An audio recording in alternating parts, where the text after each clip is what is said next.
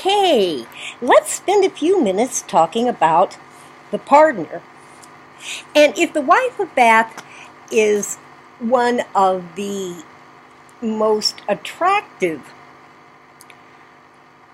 characters in English literature, the partner is one of the most unattractive. The source for this presentation is Helen Cooper again. Now, according to Cooper, both the structure and the main theme of the partner's prologue and tale align with what he states the theme of his sermons is, and that is that greed is the root of all evil. However, as we shall see, while the partner preaches against greed, it's the basis on which he lives his entire life. And we know from the beginning that the partner is really aware of his hypocrisy, and he even delights in it. Now, Cooper says that the structure of the prologue and tale, taken as a whole, deals with three sections. First, the partner details his techniques, as Cooper points out. He explains to the pilgrims exactly how he approaches the parishioners that he deals with in his travels. And it's important to note that the parishioners he works with have never met him before he visits their parish. He's a stranger to them, which allows him to defraud them out of money and escape before his lies are discovered. Next, he emphasizes that his only goal is to make money, or as a secondary goal if necessary, to rant.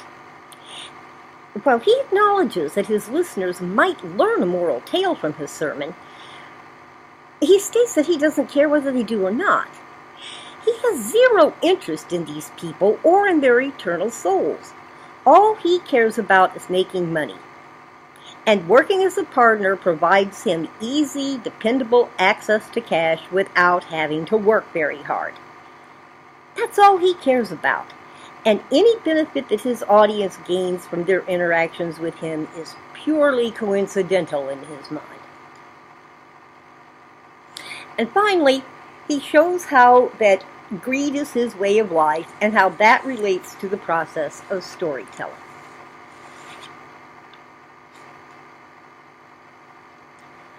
As Cooper points out, in working with parishioners, the partner addresses only the everyday material concerns of their rural lives. Cooper says that tactic is part of his success. We have to remember that rural life in medieval England was really difficult, and the people were often very, very, very poor. So, material concerns about their livestock and their crops, those would be very important to them. There's certainly nothing wrong with dealing with those concerns. And a good cleric, in other words, a good member of the Catholic Church, whether it's a parson or a priest or a bishop, they're all called clerics, okay? A good cleric would work with his parishioners to deal with their material concerns. But a good cleric would move beyond the physical and the material needs of the parishioners to address concerns of salvation and the state of the eternal soul, as Cooper says. The partner never moves beyond the material because there is more money in addressing the material concerns, and making money is his only goal. In fact, as Cooper says, the language that the partner uses actually downgrades the spiritual to the material. For example, his description of himself as looking like a dove when he preaches decreases the symbol of the Holy Spirit that's found in the New Testament to a purely animalistic representation, and a very unattractive one at that. And then, in addition, as Cooper says, he also trivializes the central concern of medieval life, which was the fear of eternal damnation, by comparing it to berry picking of all things. Cooper explains that the partner states that he has no interest in the life of work and poverty that are required of true religious leaders. He prefers money, wool, cheese, wine, and women to the fulfillment of being a spiritual leader. And, in fact, it doesn't appear that he sees that there is any fulfillment in the role of being a spiritual leader. At the beginning of the prologue, he appears to simply be more concerned with the trivial matters of the world, as Cooper points out. But by the end of the tale, he demonstrates that he has overtly rejected all religious values.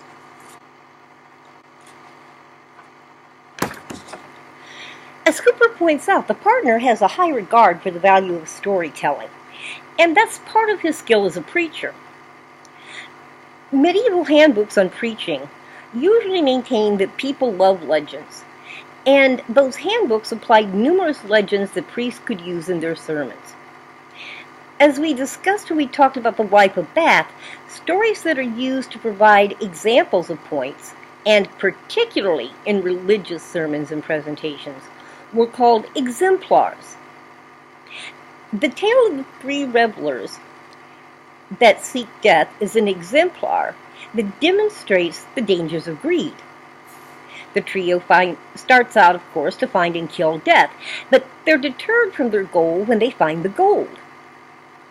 At that point, each of them starts to focus on how to keep all the gold for himself, and not share it with the other two.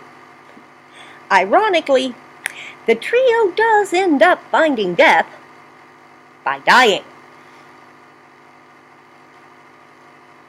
Now, Cooper goes on to tell us that stories, especially exemplars, were expected to carry a theme that would be spiritually profitable for listeners in medieval Europe.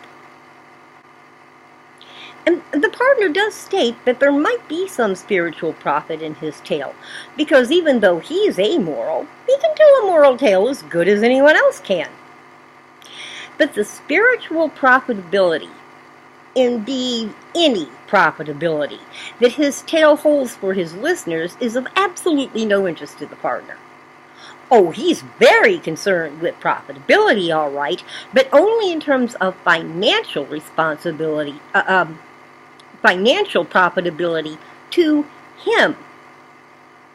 As Cooper points out, the partner's approach to the tale's profitability is yet another example of his converting the spiritual to the material, which is the opposite of what a caring cleric would do. Therefore, Cooper states, while the story might draw some listeners away from sin, the partner's use of it is still morally reprehensible because his purpose is to exploit religion for his personal financial gain. As we recall, that's the definition of the Simonists that Dante assigns to the eighth circle of hell in the Inferno. Cooper goes on to say that the partner's prologue and tale demonstrate that he has a great deal of knowledge about evil, particularly, of course, the evil of greed, as well as the tavern sins, and those would be overeating, drinking, womanizing, and gambling. But Cooper says that the prologue and tale also clearly demonstrate that the partner uses all this knowledge that he has of evil not to choose good, but to exploit it. Now, Cooper says that sometimes one sin does lead to another.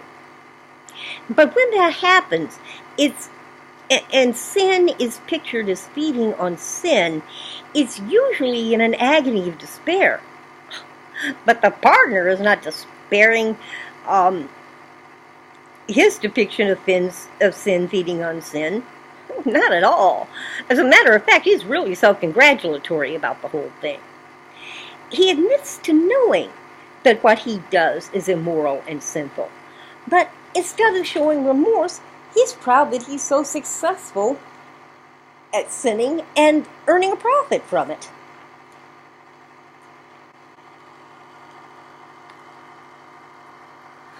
Now, let's talk about irony a little bit here. And Cooper didn't state this, but I think it's a really interesting point that we should look at, especially since, as we noted in discussing the general prologue, that Chaucer is a master of irony. He uses it throughout the Canterbury Tales, and we definitely see an example of this irony within the story that the young partners tell. It gets a little confusing. Now, before they find the gold, the three revelers have a very specific goal, and that is to find death and kill it so that no one will ever die. And while they're on the road to find death, they meet an old man who can't die, no matter how much he prays to. Because of his advanced age, this guy is clearly miserable and gets very little joy out of life. The revelers are, of course, very scornful of the old man, as the young almost always are of the old. But the irony is that if the revelers are successful in their attempt to kill death, they're dooming themselves as well as everyone else to the miserable existence that the old man is living in. Not dying is not the same thing as not aging. And no matter what we do, the body wears out if we continue to live. It doesn't matter how many healthy lifestyle choices we make,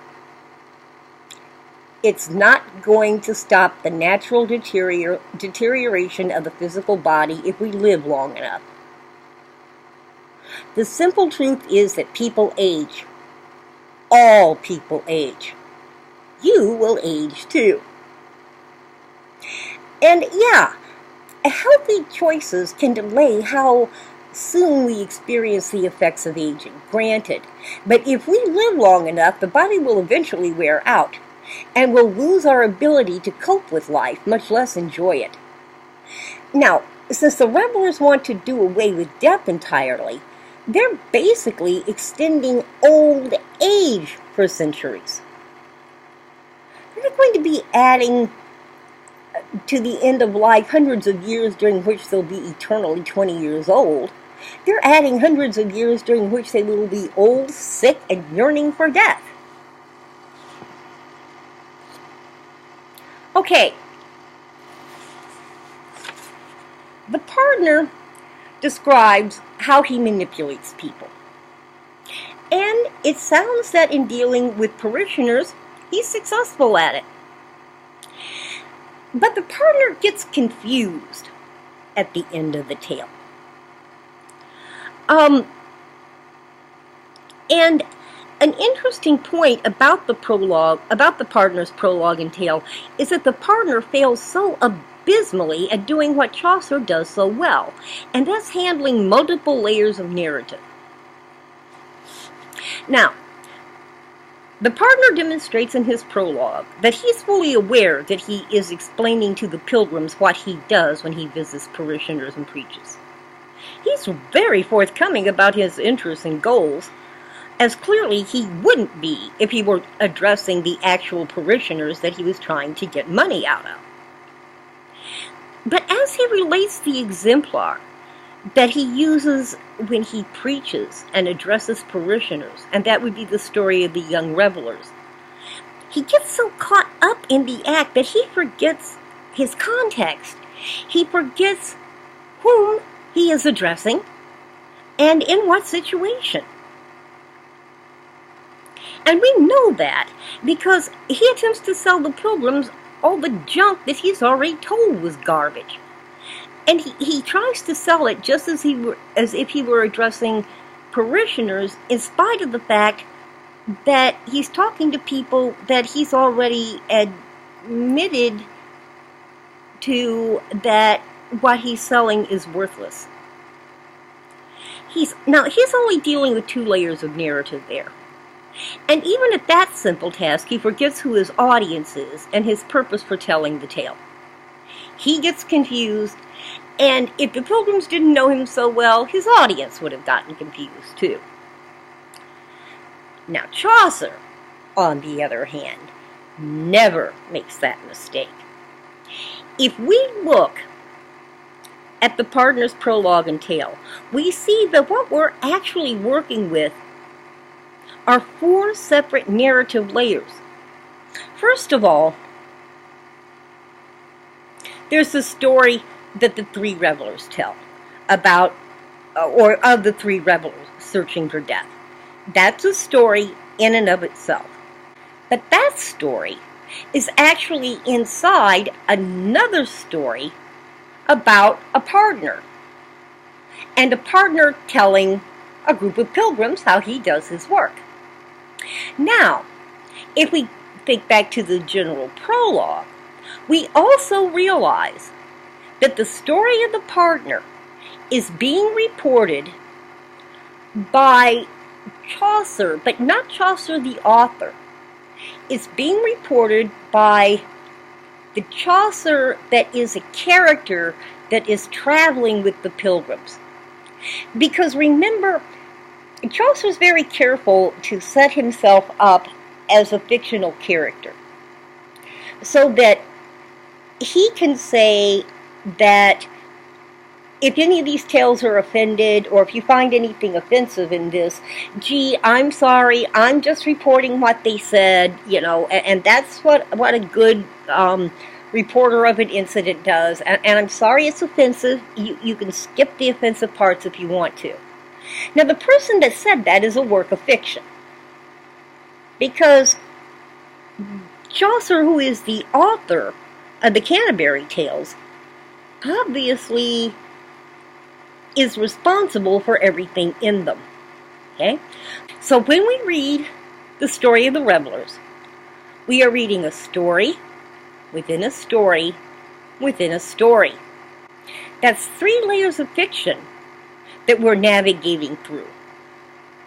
And yet, Chaucer handles all that layering of narratives so well that we don't get confused, we don't get lost. We are just as caught up in the reveler's story as we would be if that was all we were reading. Now, Chaucer does this throughout the Canterbury Tales, all this layering of narratives, where pilgrims tell tales and characters in their tales tell tales. In the Nun's Priest's Tale, for example, at one point we are dealing with 7 layers of fiction. That would be a story inside a story, inside a story, inside a story, inside a story, inside a story, inside the Canterbury Tales, which is also fiction. Okay? That's 7 layers of fiction. And yet never once do readers find that confusing. Chaucer handles that just beautifully, and it's one of the beautiful things about his writing. So I just thought I'd mention it so that you would have a little bit greater understanding of what makes Chaucer a great author. Well, that about wraps up what we're going to talk about the Canterbury Tales. I hope that you enjoyed reading the Canterbury Tales and that these presentations helped you to understand them a little bit more. If you ever have some spare time and want to read a good piece of literature, get a hold of a good translation of the Canterbury Tales and read the entire thing. It's really very good, and some of it, I'm not kidding you, is really, really funny. You know, of course, that if you have any questions about the materials that we've read, or the presentations, or anything else in the class, all you have to do is drop me an email through Canvas. I really love to talk to students, so I hope that you will email me anytime at all about absolutely anything. Next week, we'll finish up by talking about Othello, and then all we have to do is work on exam 2. In the meantime, enjoy yourself, relax, and try to have some fun.